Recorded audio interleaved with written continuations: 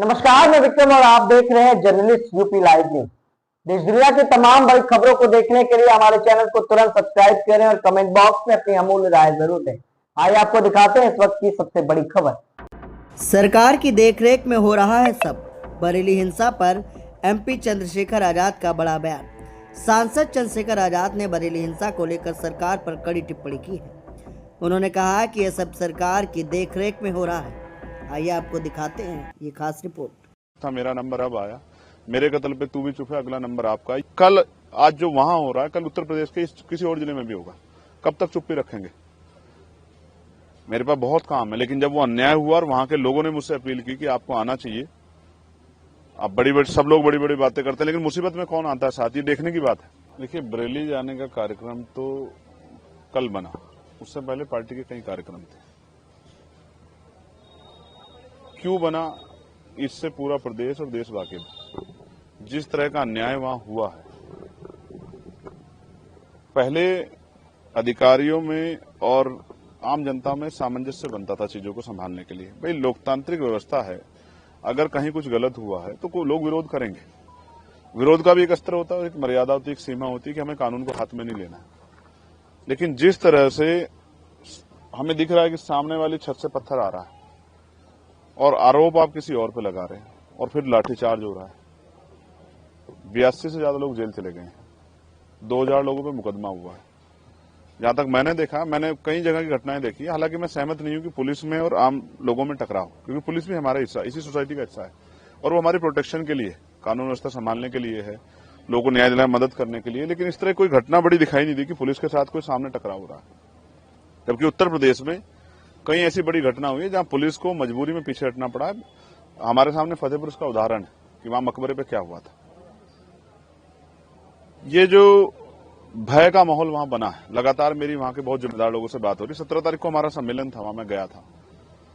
12-15 दिन के उसमें कितना बदलाव है बरेली में कि आज लोग वहां डर के साए हैं। बुरा ये है कि उनकी धार्मिक आस्थाओं को भी ठेस पहुंचाई जा रही है, नमाज नहीं पढ़ पा रहे हैं, उनके घरों में बुलडोजर चल रहा है। एक नई प्रथा जो उत्तर प्रदेश में लागू हुई है, ये कानून का राज नहीं हो सकता है। जो जमीन, जो चीज 70 साल से बनी हुई है, अचानक से वो आज घटना हुई, सुबह अवैध होगी, उस पर बुलडोजर चल गया है।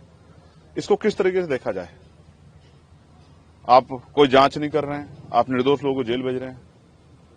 ये जो अन्याय है, ये अन्याय अगर हम सहते हैं तो फिर हमें भी कल जवाब देना पड़ेगा। वो सुना ना आपने, जलते घर को देखने वाले, फूस का छप्पर आग का आपका है, आग के पीछे तेज हवा है, आगे मुकद्दर आपका है। तेरे कत्ल पे मैं भी चुप था, मेरा नंबर अब आया, मेरे कत्ल पे तू भी चुप है, अगला नंबर आपका। ये कल आज जो वहां हो रहा है, कल उत्तर प्रदेश के किसी और जिले में भी होगा। कब तक चुप्पी रखेंगे? मेरे पास बहुत काम है, लेकिन जब वो अन्याय हुआ और वहां के लोगों ने मुझसे अपील की कि आपको आना चाहिए। अब सब लोग बड़ी बड़ी बातें करते हैं, लेकिन मुसीबत में कौन आता है साथ? ये देखने की बात है। तो मेरी ये जिम्मेदारी बनती है कि आज जाके उनका हाथ पकड़ूं, उनके आंसू पूछूं, उनकी आवाज बनूं, उनके साथ जो अन्याय हो रहा है उसको लोगों के सामने लाऊं। और मैं करूंगा क्या जाके वहां? मैं कोई भीड़ तो जुटा नहीं रहा, मैं जाके पीड़ितों को सुनूंगा। ऐसा क्या हुआ जिस सच्चाई को छिपाने के लिए, वहां जाने से रोकने के लिए इतना बड़ा जो है पुलिस बल लगाया गया है। मेरी पुलिस से कोई लड़ाई थोड़ा ही है भाई। कहीं कोई घटना हुई है तो हम लोग राजनीति कर रहे हैं, हम लोगों की आवाज की बनने की लड़ाई लड़ रहे हैं। तो अगर हम लोग उनके बीच में नहीं जाएंगे, उनको सुनेंगे नहीं, तो बताएंगे कैसे? फिर उस पर न्याय कैसे होगा? तो वहां जो अन्याय हो रहा है वो रुके, वहां जो निर्दोष लोगों पे कार्रवाई हो रही है वो कार्रवाई खत्म हो। वो जो वहां जो डर का माहौल है, भय का माहौल है, वो एक अच्छे माहौल के रूप में, सौहार्दपूर्ण माहौल के रूप में उभरे।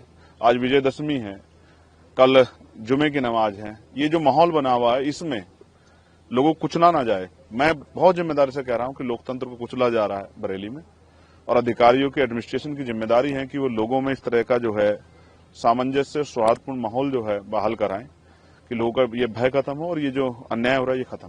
प्रशासन का कहते हैं तो माहौल खराब होने का वो है, और तो कहीं ना कहीं माहौल खराब करते हुए, देखते हुए वो लोग आपको रोक रहे हैं, इस वजह से कारण ये भी हो सकता है।